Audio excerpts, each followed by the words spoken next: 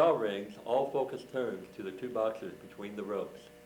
What is usually not seen or talked about is what happens here in the corner between rounds.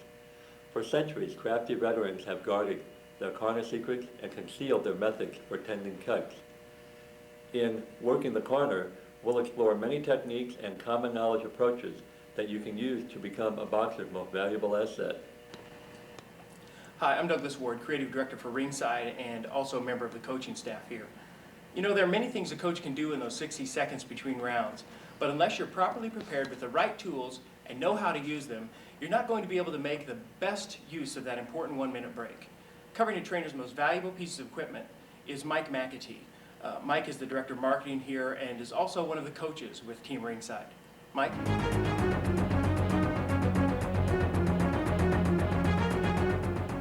As you well know, in amateur boxing and professional boxing, the cornerman has done his work. He's prepared his fighter. That fighter, he or she, has done their work in the gym. They've done the road work. Now they're in the ring. Once that bell rings, the bout starts, and all of a sudden, they're doing what you've been practicing for months and possibly years, even lifetimes.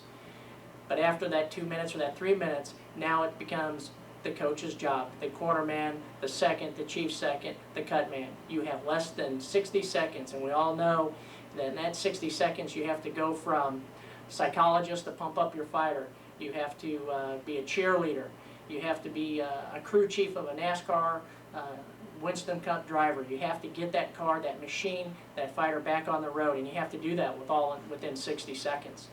That's a lot to do, and you have to be calm. But to do that job and to do it right, you need a few, what we like to call, tools of the trade. And once you do that, and if you've done it time and time again, you can continue to learn. But the big thing we like to express to people, and we've learned in talking to so many different trainers, cornermen, they have a routine, they have a checklist, just like you would check out your car before a long trip, just before you would take an exam in college. They do certain things, and it's usually the key. We have a checklist before we go on the road or before we take one of our fighters somewhere.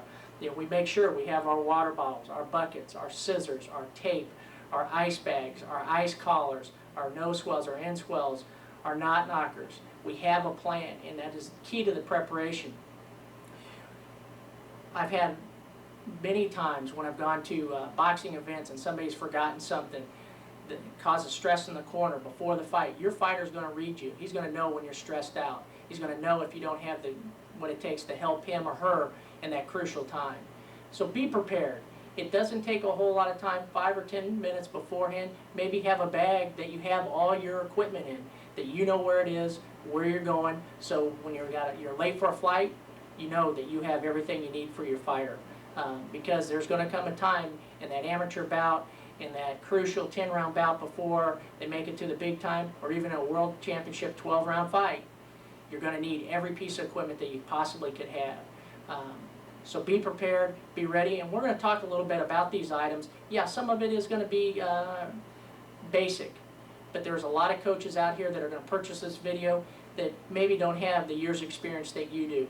Please bear with me on that. But there's also coaches that if you don't learn something new every day in the gym, or you don't learn something new from this gym, it's probably time for you to retire and think about doing something else, because we always learn something new every day, and that's what makes this sport great. Learn from the people in the past, because we have great legends in boxing, but also learn about things in the future.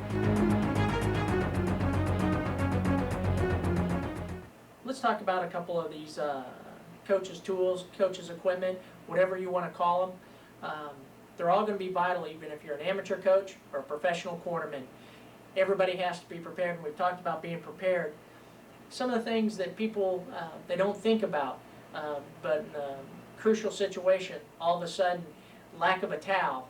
When you have a bad cut, you got to stop the cut on a professional match, or you got an amateur who has a bad nosebleed.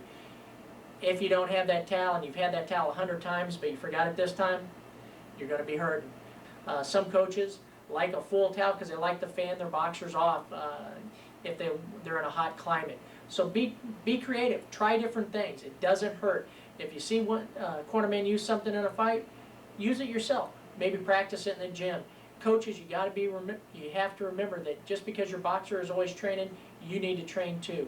There's simple things that you can use. A lot of coaches will like to go out They use an ice pack. They've used ice packs because they've seen everybody use ice packs day in and day out over the years. One of the new inventions out there, it's not really an invention, but just kind of a nice handy little gadget, an ice collar. If you don't have a whole lot of time in the corner and it's maybe a fire and forget type item, you fill it up with ice, you strap it around your fighter's neck when he comes back between the rounds. You don't have to hold on to it, you don't have to worry about it. It's there, it's cooling your fighter off. Those type of things you need to experiment with. Don't be afraid to experiment. I think a lot of times we'll get in the corner and we get in our same routines and all of a sudden we don't want to try anything else. When it comes to these items, make sure you practice with them, but also experiment. When it comes to water, we have a good rule of thumb. However much water you have, you might want to get a little bit more. You never know the conditions of the fight. If it's a television fight and you have a lot of lights, the heat is going to take a major impact on your fighter. So make sure that you can hydrate them. Vaseline we'll talk about a little bit later because it doesn't have a whole lot to do with amateur boxing, but it is important. You need to realize that Vaseline, take care of it beforehand. You can't put it out in your car in the middle of the night. It will separate at 100-degree temperature. If you live in California and it's 100 degrees day in, day out, your Vaseline's going to suffer. Some of the things that people they see a lot of times, but they're not used to using, in-swells, no-swells, or knot knockers. These type of items, you can use them. You'll see them in professional ranks a lot more, but you can use them in the amateurs. The big thing they're going to help you with is if you get a boxer with a little bit of swelling, that you can move that swelling down, you keep them nice and cold in your bucket, and you can use them. There's different sizes, you have different type of fighters, and again, it's going to come down to personal preference of which kind you want, what are you going to use them for. These few items that we discussed today are just a small sampling of the different tools that are available for you. Remember, it's your job to be prepared because you only have 60 seconds to take care of your athlete. And in those 60 seconds, you're going to either earn their trust or you're going to let them down. So it's up to you to be prepared, be ready, to be able to take them to the next level.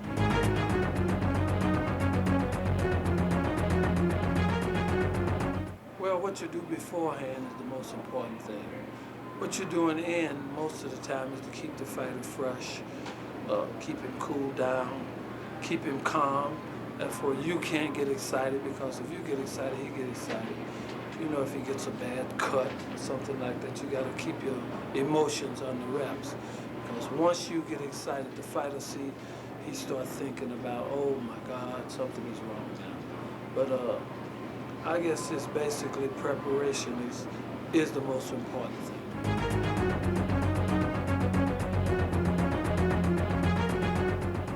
An efficient, effective corner can make the difference in a close match.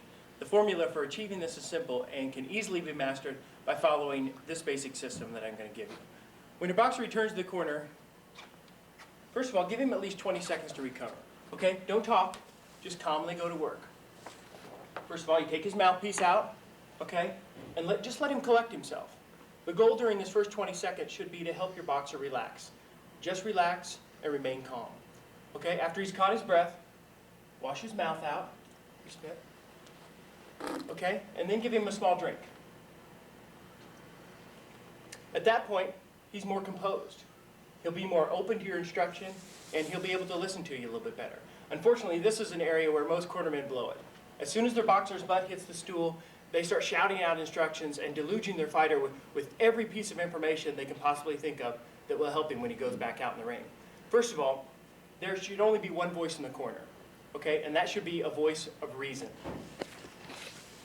A boxer reflects the attitude of his trainer, so remain calm and collected at all times.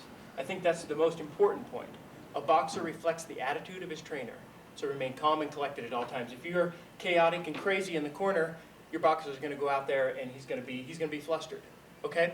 So next, in the final 20 seconds before the bell rings to start the round, give your boxer 1 or 2 bits of information to take with him back in the ring. Tell him one thing that's working for him if possible, and one thing that he needs to do more of. Maybe it's a weakness or an opening that you may see in his opponent. If you can't think of anything to say, or your boxer's doing everything right, don't say anything. The bulk of the work should have already been done in the gym anyway, and your goal in the corner is to keep your boxer focused and relaxed.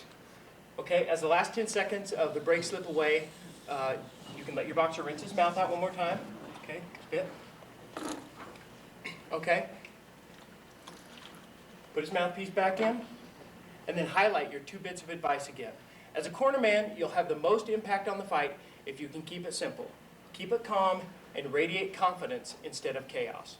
No matter what's happening during the rounds, the corner should be a place of refuge, not of disruption and tension. Once that opening bell rings, it's up to your boxer to apply all that you've worked together on in the gym. The best thing you can do each 60 seconds in between rounds is to guide and motivate him. You will only be an asset to your boxer if you give him what he needs to perform at his best. No more, no less. And it's that easy to run an efficient, effective corner that your boxer can rely on for the next 3-minute round.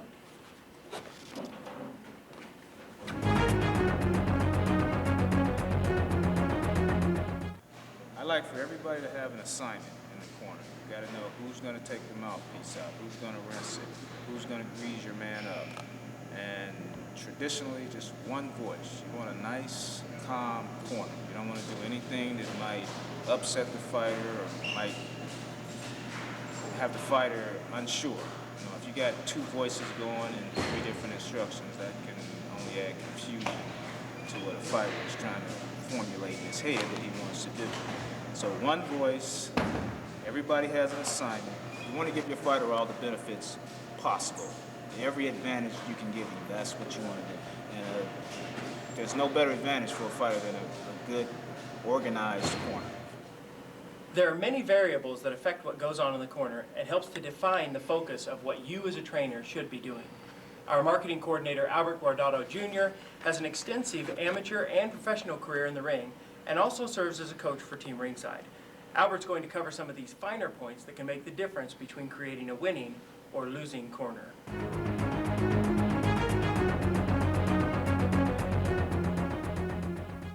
Although there's a wide spectrum of personal opinions concerning the Olympic-style boxing computer scoring system, it's here to stay. And it's in the boxers' and the corner's best interest to adapt to it and use it to the best of their abilities. Now, a Cliff Notes explanation of the computer scoring system, if you're not familiar with it, is generally there are 5 judges sitting ringside, each with a little control panel, very similar to an old Nintendo pad, if you will. Each control panel has a red and a blue button corresponding to the red and the blue corners. When a scoring punch is landed, 3 of the 5 judges have to push the same button within 1 second in order for that punch to be counted on the computer. Now, assuming we have a 5-judge configuration, there are 4 main points to keep in mind.